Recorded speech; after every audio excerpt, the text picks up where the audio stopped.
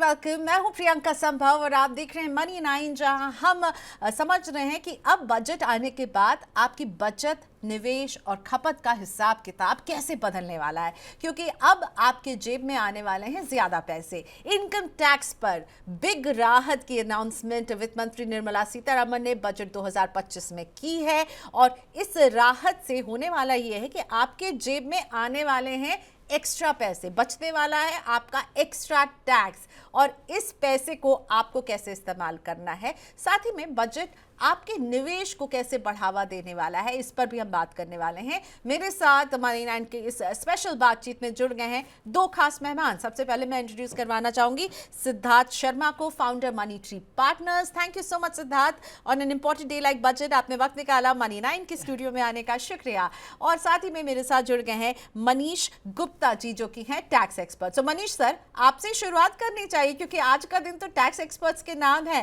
Calculations आपने भी पूरी कर ली होगी, कितना टैक्स बच रहा है। वैसे तो हमें संसद में वित्त मंत्री मैडम ने भी बताया कि 12 लाख तक की इनकम वालों को 87A रिबेट का फायदा मिलने वाला है, 80,000 रुपए की बचत होने वाली है। पर आप बताइए, आपका कैलकुलेशन क्या कह रहा है, कितना पैसा बचा पाएंगे पहले के मुकाबले दूसरे इनकम स्लैब में भी आने वाले लोग? मनीष जी। देखिए, सबसे पहले तो मैं आपको ये क्लियर कर दूं कि आज सुबह दो अलग अलग टेलीविजन चैनल पर मैंने ये कह दिया था कि 10 लाख से 12 लाख के बीच में सरकार छूट देगी ही देगी। क्या बात है। क्योंकि आपने ऑब्जर्व किया होगा कि विभिन्न मामलों में ईडब्ल्यूएस कैटेगरी 10 लाख रुपए तक कर दी गई है। अगर कोई आदमी गरीब है तो टैक्स क्यों देगा, है ना? तो 12 लाख ये होनी ही थी। दूसरा, केंद्र सरकार को ये लग रहा था कि अलग अलग सेक्टर्स को बेनिफिट मिल रहे हैं, मिडिल क्लास को कहीं कोई रिलैक्स मिल नहीं रहा है, इसलिए मिडिल क्लास को बेनिफिट देने का ये प्लान बनाया था, इसलिए बड़ा बेनिफिट दिया है। सरकार ने समझदारी ये भी करी है कि बेनिफिट सिर्फ मिडिल क्लास को मिलना है, बाकी जो छोटा मोटा बेनिफिट है टैक्स रेट का डिफरेंशियल, उसका बेनिफिट अपर क्लास को चला जाए, लेकिन अदरवाइज जो मेजर बेनिफिट है वो मिडिल क्लास को मिलेगा। अब इसके अलावा बड़ी बात इसमें यह है कि ये जो 60, 70, 80 हजार, 1 लाख जो सेविंग हो रही है, ये वो कैटेगरी है जिनके पास पैसे की हमेशा शॉर्टेज रहती है और जिन्होंने इन्वेस्टमेंट करना, एक हर महीने बचत करना अपना एक लाइफ का ध्येय बना रखा है। ऐसे में टैक्स सेविंग से या तो लोग अपने लाइफ स्टाइल में खर्च करेंगे या फिर इन्वेस्ट करेंगे। इन्वेस्ट करने में इसका मतलब है, जब लोगों की ज्यादा इनकम होगी तो लोग प्रॉपर्टीज में भी जाएंगे, म्यूचुअल फंड में भी जाएंगे, शेयर मार्केट में भी इन्वेस्ट करेंगे, इसके अलावा अदर देन जो लाइफ स्टाइल में खर्चा होगा। तो मैं समझता हूं ये वो टाइम है जब म्यूचुअल फंड और रियल एस्टेट मार्केट थोड़ा चढ़ना शुरू होगा। दिखने में ये छोटा सा अमाउंट लगता है, 1 लाख रुपए, 1.5 लाख रुपए का, लेकिन जब ये ऐसे लोग एक साथ लगभग 30-40 करोड़ लोग हो तो ये एक बहुत बहुत बड़ा अमाउंट बन जाता है। हमें एक और बात समझ रहे हैं कि सरकार ने एस्टिमेट किया है कि इसमें 1 लाख करोड़ का टैक्स वेवर होगा, सरकार का कैश इनफ्लो रिड्यूस होगा। लेकिन हमें ये समझ लेना चाहिए, जब ये पैसा जनता के हाथ में होगा और वो वन अनदर, एक हाथ से दूसरे हाथ, दूसरे हाथ से तीसरे हाथ, जब ये पैसा 4-5 बार घूमेगा, हर जगह इनडायरेक्ट टैक्स का बेनिफिट सरकार को मिलेगा। तो सही मायनों में सरकार इसमें कोई लूजर नहीं है, बल्कि उसे तो उतना पैसा इनडायरेक्ट टैक्स के शेप में अलग अलग मनी सर्कुलेशन से आ जाएगा और बोनस के नाम पर उसकी जीडीपी इंप्रूव हो जाएगी। तो सरकार के लिए ये आम के आम और गुठलियों के दाम है। तो अब मैं ये समझता हूं, आपका जो बेसिक क्वेश्चन था कि जनता इस पैसे का क्या करेगी, तो जाहिर है लाइफ स्टाइल में खर्चा और systematic investment plan, mutual fund, share market, ये मेजर एरियाज होंगे। इसके अलावा कुछ लोग ऐसे भी होंगे जो अपने हाउस की प्लानिंग करेंगे या हाउस को एडवांस कुछ रीपेमेंट कर सकते हैं। इसके अलावा जो सीनियर सिटीजन को जो बेनिफिट मिला है वो डेफिनेटली सिर्फ और सिर्फ एफडी और शेयर की शेप में जाएगा, ऐसा मैं सोचता हूं। ठीक है, तो फिर कंजम्पशन बढ़ेगा, निवेश बढ़ेगा, पैसे से पैसा बनेगा। जो कैलकुलेशन बता रही है अभी, वो बता रही है कि 30,000 से लेकर 1,10,000 रुपए तक की बचत टैक्स पेयर्स कर पाएंगे, क्योंकि अब केवल एक 87A की 12 लाख की रिबेट ही नहीं है, बेसिक एग्जेम्पशन लिमिट को भी 3 लाख से 4 लाख नई टैक्स सूची में कर दिया गया है। सिद्धार्थ, अब आप बताइए, ये बजट आपको उम्मीद थी इतनी बड़ी छूट दे देंगी? मनीष जी तो कह रहे हो, वो सुबह से कह रहे थे कि ये मिलने वाली है और मिल गई है, तो मनीष जी अगर स्टूडियो आते तो हम उनका मुंह मीठा करवाते। मनीष जी स्टूडियो तो आए नहीं है। आपको उम्मीद थी इतनी बड़ी? मतलब ये तो हम सब कह ही रहे थे होने वाला है कुछ, पर लग रहा था। So well, I was not expecting. I was expecting कि 10 lakhs तक का exemption मिलेगा, जहाँ the investors who are earning, 10 lakhs of rupees, they will be exempted from paying income tax. But 12 lakhs is a bonanza.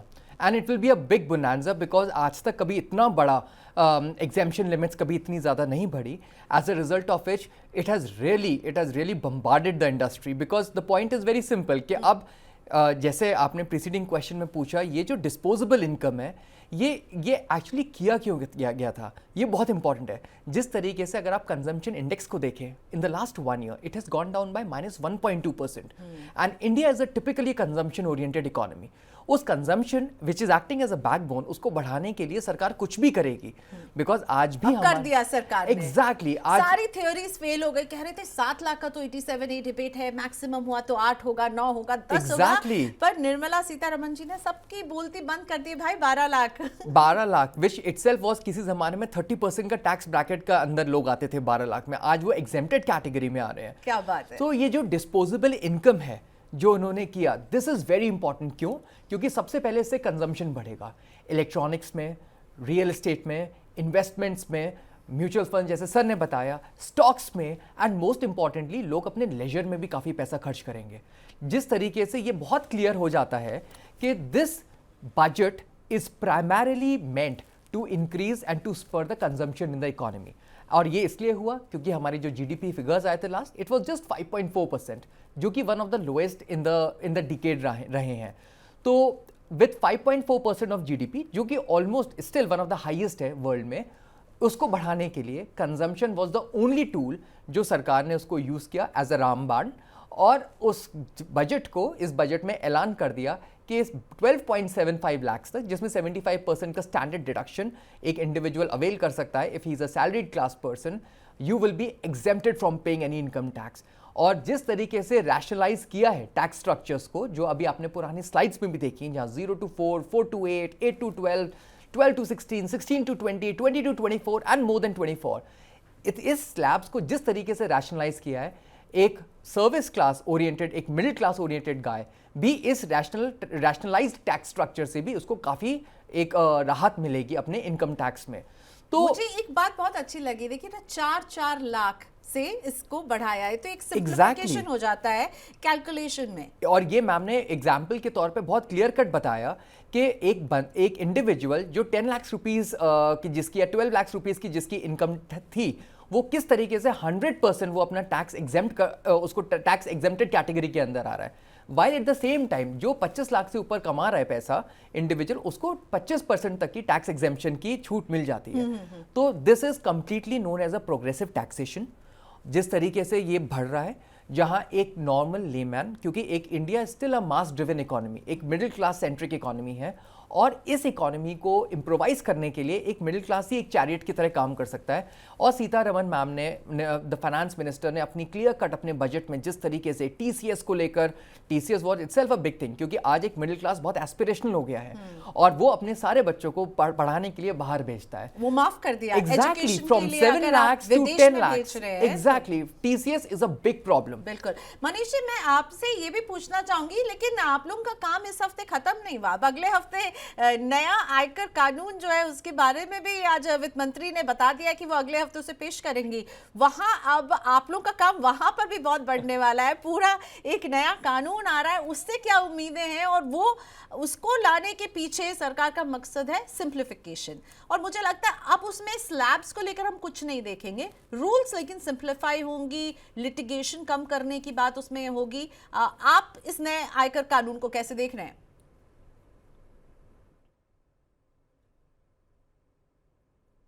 Ji sir, आप unmute कर लीजिए, हम आपको सुन नहीं पा रहे हैं। सरकार ने जब ये 7 दिन बाद का प्लान लगाया, इसका मतलब है कि वो चाहते हैं कि दिल्ली का इलेक्शन निकल जाए। इसका मतलब है पॉलिटिकल तड़का। पॉलिटिक्स का तड़का भी कि इसमें है। अब जो डायरेक्ट टैक्स, सॉरी, पॉलिटिक्स का भी तड़का इसमें आप रीड कर रहे हैं, हाँ, बिटवीन द हाँ लाइंस। बिल्कुल बिल्कुल पॉलिटिक्स है। तो अब जो डायरेक्ट टैक्स कोड आएगा उसमें पेनल्टीज टफ होंगी। जैसा कि निर्मला जी ने कहा था कि दंड की जगह न्याय, यानी अरेस्ट जैसे काम नहीं होंगे लेकिन मॉनेटरी पेनल्टी तगड़ी होंगी। इसलिए यस। इसको रखा गया है कि भाई हम आपको पूरा मौका दे रहे हैं, पूरा पैसा वाइट करिए, टैक्स कम से कम लगेगा आप पर, लेकिन अगर आपने चोरी की अभी भी तो उसमें छोड़ा नहीं जाएगा। मैं समझ रहा हूं कि डायरेक्ट टैक्स कोड जो है सिंप्लीफिकेशन कर देगा, तो इसका मतलब है टैक्स चोरी के लिए भी अब आसान रास्ता नहीं रहेगा। अगर आपने गड़बड़ करी तो आप पकड़े जाएंगे, तो फिर आपको छोड़ा नहीं जाएगा। ये इसका बहुत सिंपल सा मैसेज है, और ये मैसेज हम डिकोड कर पा रहे हैं ओपनली। आप बताइए, अगर इसमें कुछ पॉजिटिव होता टैक्स पेयर के लिए तो उसका हिंट आज निर्मला ताई कर देती, उन्होंने आज नहीं किया। इसका मतलब उन्होंने इलेक्शन के बाद के लिए छोड़ दिया है, जब इलेक्शन हो जाएगा तब कड़गी पिल दी जाएगी। तो अभी क्या तो आप आपको मीठा आप मीठा क्या हलवा खा लो। अभी हलवा खिला दिया इसलिए भी कि अगले हफ्ते दिल्ली के चुनाव हैं। बिल्कुल बिल्कुल, ये भी एक रीजन है, पर ये बहुत छोटा रीजन है। जो इस समय बीजेपी की सरकार है वो इतने छोटे विजन पर काम नहीं कर रही है। ये अलग बात है कि अरविंद केजरीवाल के लिए एक प्रॉब्लम बना हुआ था, और इस हथियार से, इस मूव से अरविंद केजरीवाल को ये काफी हद तक पीछे कर पाई है, ये फैक्ट है। बट अदरवाइज ये इनकी प्लानिंग बहुत पहले से थी।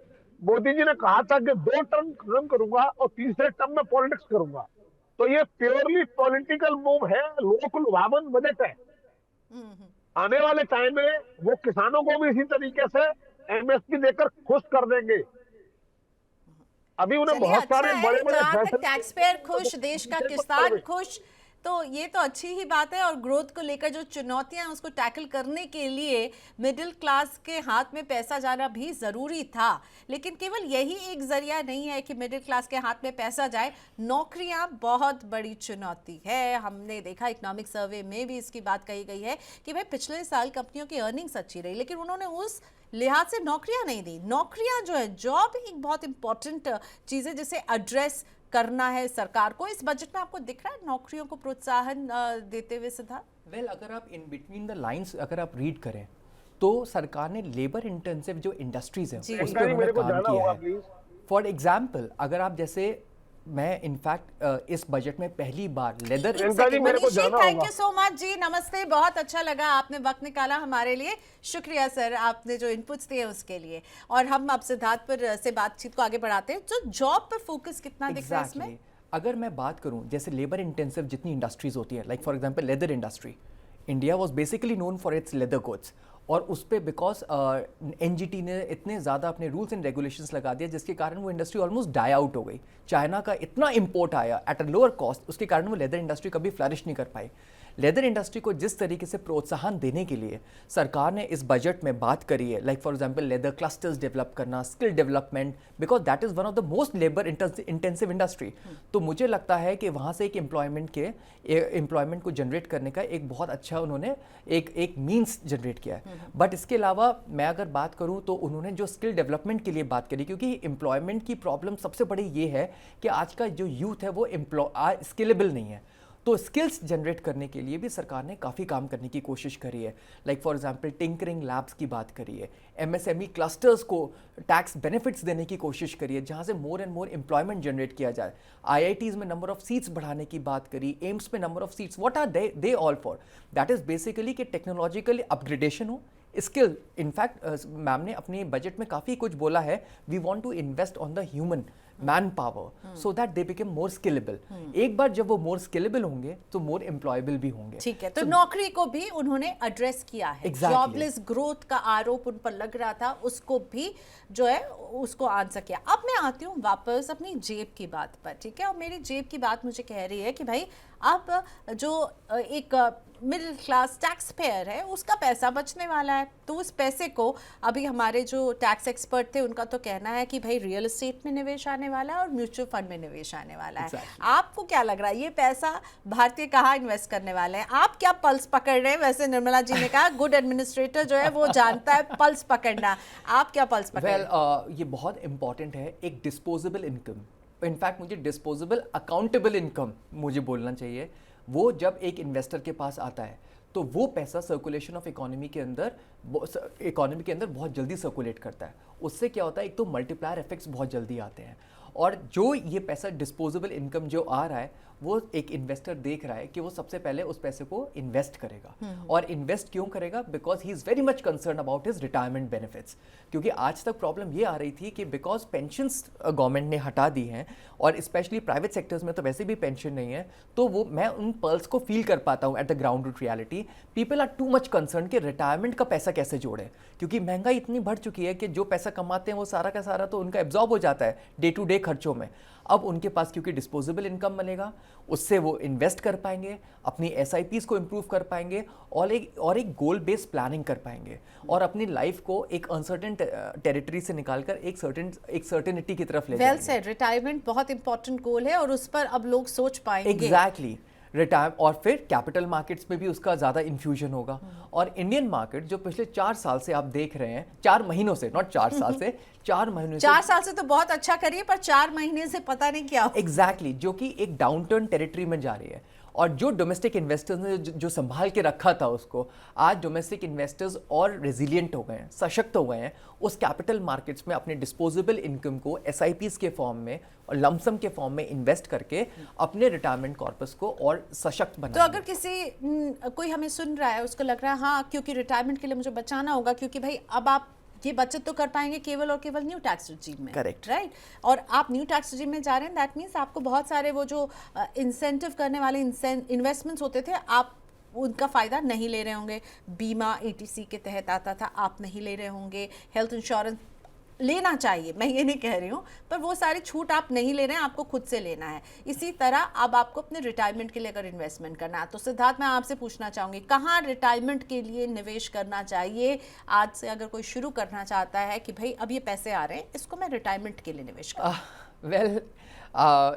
ये पहला क्वेश्चन आया है आज मेरे बजटरी शो में, जहां लोग बिल्कुल आप मुझसे पिन पॉइंटेड पूछ रहे हैं कि अब ये डिस्पोजेबल इनकम का क्या करें। यस, बिकॉज वो मुझे जानना है। हमने ये तो बात कर ली कि भाई आ रहा है पैसा, पर क्या करें? देखिए, एक सैलरीड इन्वेस्टर के सामने सबसे बड़ा एक क्वेश्चन ये आता है कि उसके पास एक लमसम इन्वेस्टमेंट्स कभी एक साथ नहीं आता है। It is always in the form of few chunks जो वो अपने सैलरी से बचा पाता है। तो इन दैट केस एक इन्वेस्टर के लिए बहुत ज़रूरी हो जाता है कि वो अपनी SIPs को टॉपअप करे। पहली चीज़, मार्केट के स्टैटिस्टिक्स और मार्केट की वैल्यूएशंस को देखकर मैं इन्वेस्टर को यही सजेस्ट करूंगा कि वो लेस रिस्की इंस्ट्रूमेंट्स के अंदर जाए। अगर म्यूचुअल फंड्स में जा रहे हैं तो वो फ्लेक्सी कैप ओरिएंटेड फंड्स के अंदर जाएं, बिकॉज वहाँ पे वैल्यूएशन सस्ती हैं, पहली चीज़। एंड सेकेंडली SIPs को जो एक प्रॉपर एवरेजिंग जो एक फ्लेक्सी कैप अभी करके देगा, वो आपको लॉन्ग टर्म में बहुत बड़ा रिटर्न जनरेट करके देगा।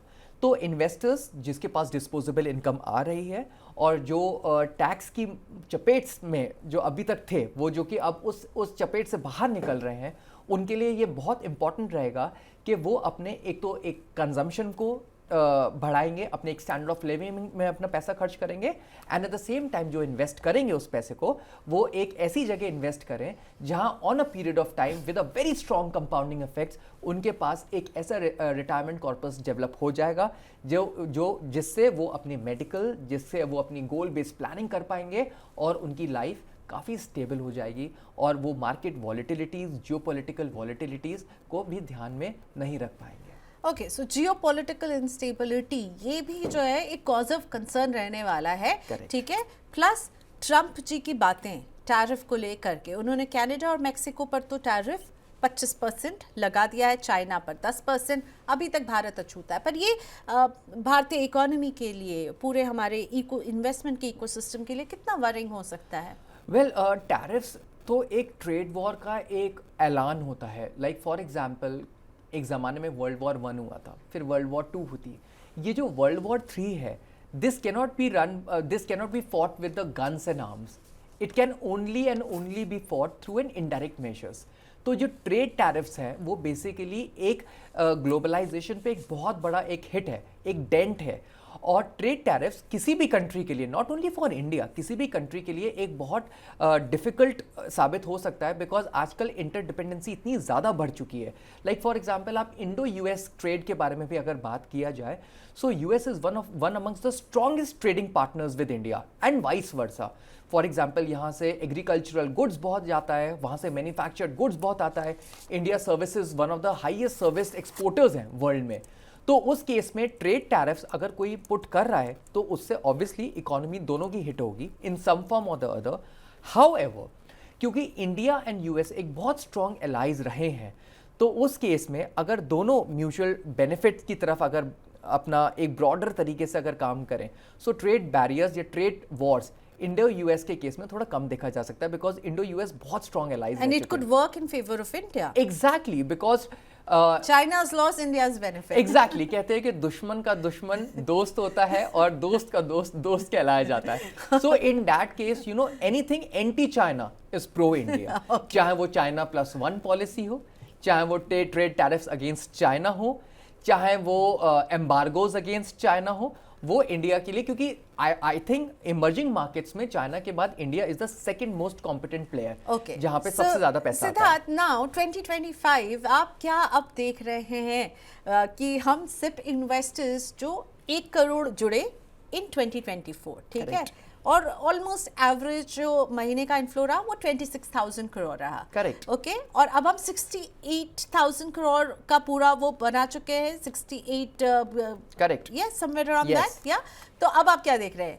1 लाख करोड़ वहां पहुंचते हुए अब डेस्टिनेशन AUM जो है 1 लाख करोड़ 2025 में। एग्जैक्टली इतना डिस्पोजेबल इनकम जाएगा कहाँ? अल्टीमेटली वो दोबारा मार्केट्स में ही फ्लश इन होगा। So as a result of it 1 lakh crore will not be a big numbers, at बहुत ओवरली एम्बिशियस नंबर नहीं है, बिकॉज अल्टीमेटली सारा जो पैसा सर्कुलेट हो रहा है और जिस तरीके से इंटरेस्ट रेट कट की भी बात करी जा रही है, अल्टीमेटली वो सारा का सारा पैसा कैपिटल मार्केट्स में ही फ्लो होगा।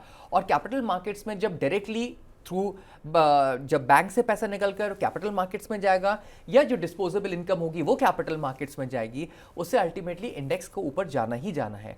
एंड स्पेशली 2025 में I am expecting that the consumption will be a big time hit, because वो ऑलरेडी नीचे गिर गया था और उसको बढ़ाने के लिए फाइनेंस मिनिस्टर ने ऑलरेडी एक बहुत प्रोएक्टिव स्टेप लिया है। मैं कहूँ हिंदी में सारे घोड़े छोड़ दिए हैं उन्होंने। एग्जैक्टली सारे घोड़े छोड़ दिए, और जो इंडेक्स जिसने -1.2% का रिटर्न दिया था, we are expecting that consumption will be an all-time hit in 2025. Okay, so 225 lots to cheer for and look for। और अभी तो सिर्फ हम cheer कर रहे हैं इनकम टैक्स में बड़े ऐलान जिन्होंने खुश कर दिया है टैक्स पेयर्स को। Thank you so much Siddharth for your time today. आज की बातचीत यहीं करते हैं, लेकिन मनी 9 लगातार बजट के डिटेल्स को आप तक डिकोड करता रहेगा। Thank you for watching us. Bye bye.